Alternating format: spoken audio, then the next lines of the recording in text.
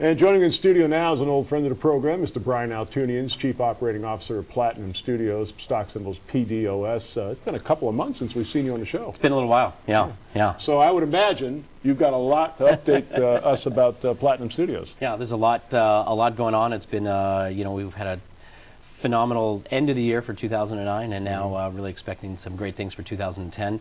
Obviously, a lot of news around about Cowboys and Aliens moving forward, and we talked a little bit about that. Looks like now we're shooting for production starting sometime this summer. Great. We talked about a 2011 release. We're hoping to hold. The issue is that studios. We don't control that process. No, obviously, the studios control that issue. But Jon Favreau still attached to direct. Robert Downey Jr. is now not attached. So that's and that's been something that's been going on for a while. And originally this movie was slated to go into production last year for release this year, and with the writer's strike and the SAG strike, everything gets pushed, and so schedules change. But a lot of rumors about who's going to take the lead, and pretty happy with some of the choices that the studios have made.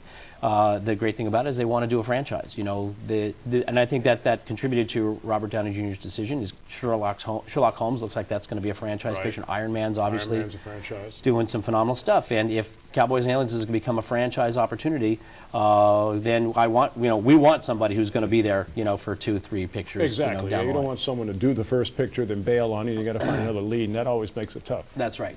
And he's fantastic. He's very busy. So. But the fact that the studio knows that they want to make this a franchise picture, they want to push this into production in this year. They're moving great guns, and it's starting to happen now with some lightning speed. Universal is involved in the project with DreamWorks, and now Paramount has the choice to come in as a studio partner as well. And so we're waiting to hear final word on that as well. If that happens, it's going to be a significant budget level and significant marketing behind that project.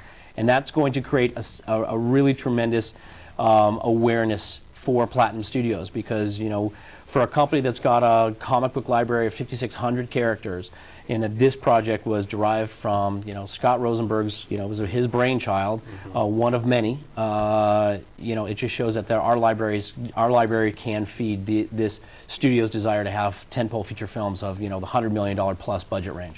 And for those folks watching right now, you say the name Scott Rosenberg, might not ring a bell, but when you say that his association with the Men in Black franchise, all of a sudden the bells are going off big time. That's right. Well, and we just got notified that looks like Men in Black 3 actually now is going to move forward. So for him to have created a $1 billion franchise in Men in Black, and now Cowboys and Aliens, which could easily be a $1 billion franchise. There's some value there that Scott brings to the table. And our partners in Cowboys and Aliens, as we've talked about, it's Steven Spielberg and Ron Howard and Brian Grazer, now Jon Favreau. The 3 major studios are going to be involved in this. This is no longer playing in the small. As I've said to you before, and it's I didn't coin this phrase, but especially in Hollywood, you're judged by the company you keep. Now 2010, going into production with that movie, and of course the release of Dead of Night is imminent at this point, isn't it? Absolutely, too. Yes, we're in final touches. We're doing some final tweaks on the opening sequence and the ending sequence, and again.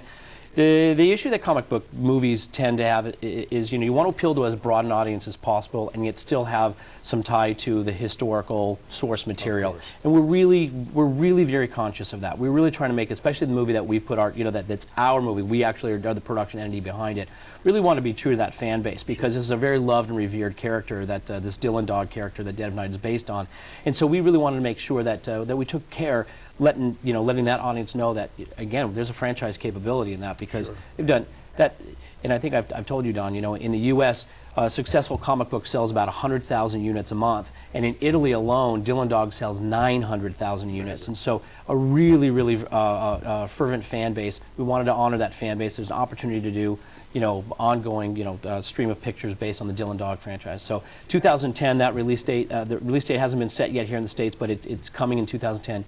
It's going to be a big year for Platinum Studios this year. Well, it's fascinating just to have this interview with you, because you're actually hovering above your chair about 4 inches. Again, Platinum Studios, stock symbol PDOS. Brian, looking forward to more updates as we go along. Thank you, Don. Thanks.